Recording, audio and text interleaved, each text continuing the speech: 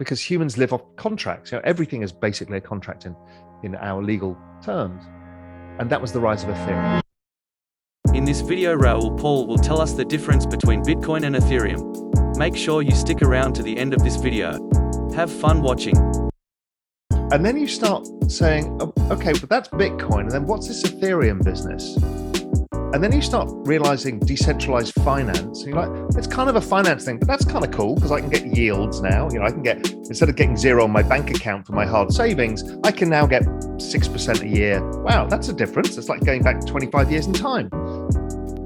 And then suddenly NFTs come and community tokens, and suddenly your mind is completely blown that this is not just money.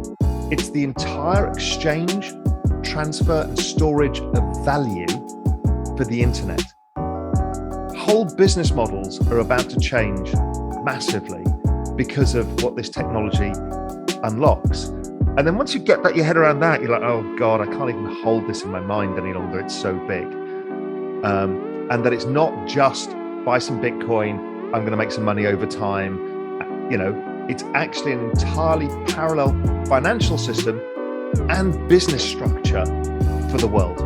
And it's being adopted faster than anything we can ever imagine. What is it that makes Bitcoin interesting enough that so many smart people see this as ultrasound money? And what does ultrasound money mean? The world has a history of money, whether it's backed by gold or not, where government gets themselves excessively into debt and they devalue the money.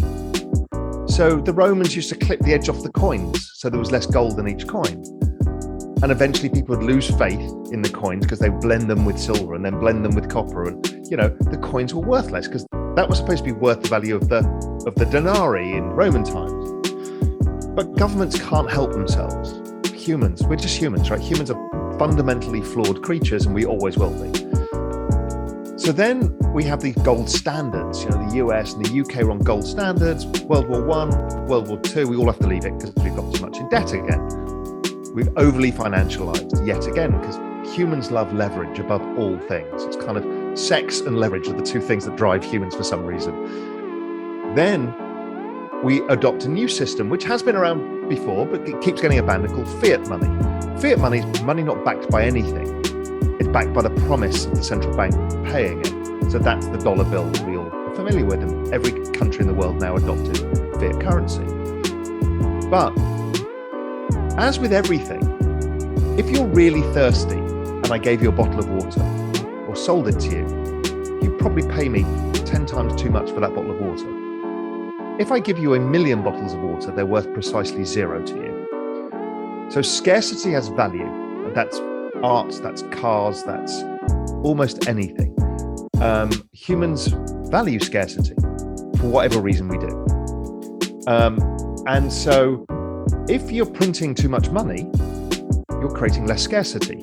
So yes, there's money everywhere, but the money has less value. So once you understand that, you say, well, what does it mean? The dollar hasn't collapsed. It's kind of where it was versus the euro in the last 5 years or whatever it is.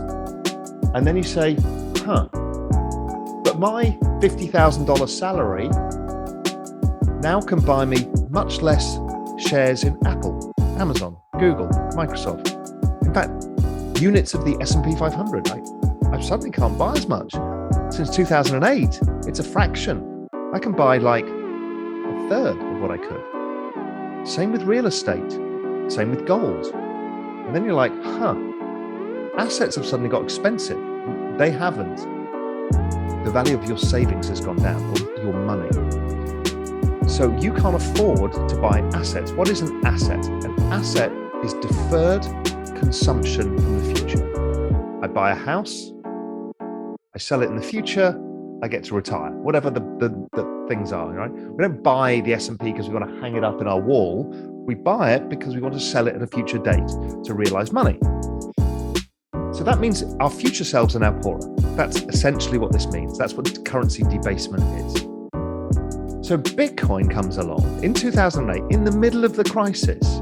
It's kind of like it was perfectly prepared for this and said, Satoshi goes, hey, look at this. I can create an algorithm that only creates so much of this thing, the Bitcoin, and it can never vary, ever. So therefore, this is scarcity that humans can't fuck around with. Now, humans have this propensity to fuck around with scarcity because they're economically incentivized to do so. Here they can't.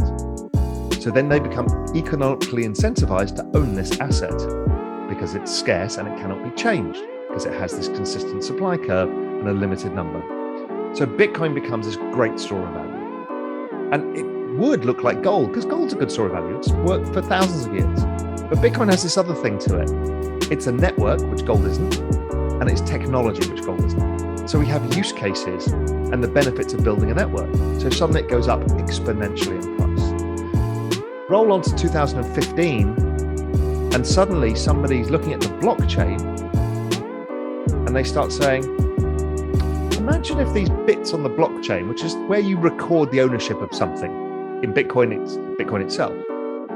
What happens if we could put a contract in there? Because humans live off contracts. Everything is basically a contract in our legal terms.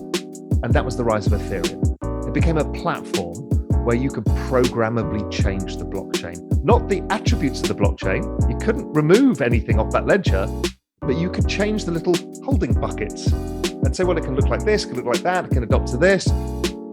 And those things were verifiable as well, so they couldn't change.